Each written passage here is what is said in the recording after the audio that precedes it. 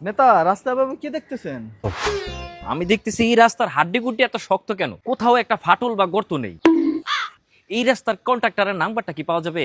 কেন নেতা, ওই ঠিকাদার দিয়ে কি আপনার বাড়ি ছাদ ঢালাই করবেন? আরে না ভাই, আপনি বুঝবেন না, আমাদের এলাকার রাস্তা তো 1 মাস পরে গুগল ম্যাপে খুঁজেই পাওয়া যায় না।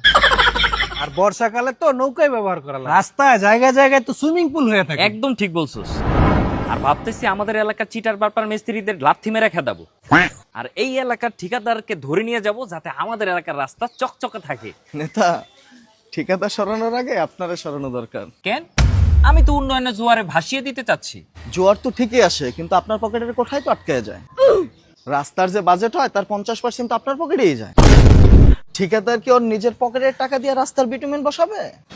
সে তো তখন পিচের বদলে আলকাট্রা আর পাথরের বদলে খোয়া দিয়ে তালি মারবেই। রাশেদ শালা নিশ্চিত বিরোধী দলের লোক। না নেতা, ও দলীয় লোক। কাল রাতে ওর ভাগে বিরিয়ানি কম পড়ছিল।